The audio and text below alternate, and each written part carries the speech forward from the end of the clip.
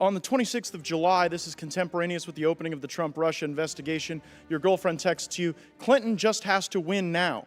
And you reply a few days later, and damn, this feels momentous because this matters. The other one did too, but that was to ensure we didn't F something up. This matters because this matters. So super glad to be on this voyage with you. Did Bob Mueller ask you why this matters? If you're asking why it mattered, it was a comparison between a case about... I've seen you do this where you answer questions that are not asked, but that is not what I'm asking you. I want to know if Bob Mueller asked you about this text message. Director Mueller did not ask me about any text message, Congressman.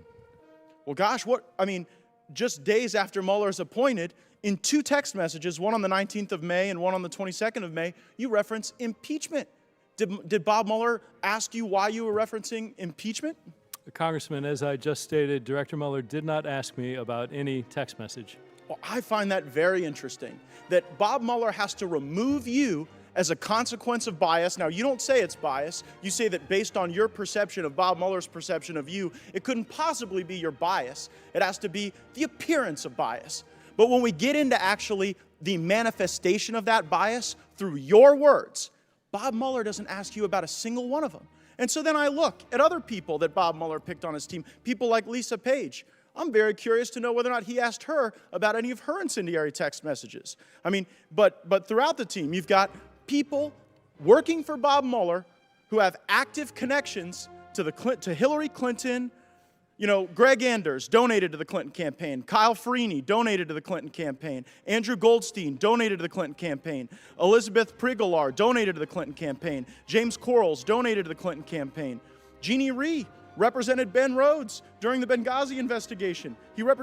She represented the Clinton Foundation against Freedom of Information Act requests. Andrew Weissman, the number 2 for Mueller, attended Hillary Clinton's election night party. Aaron Zellaby represented Justin Cooper, who was the person who set up Hillary Clinton's private email server. And then there's you and Miss Page.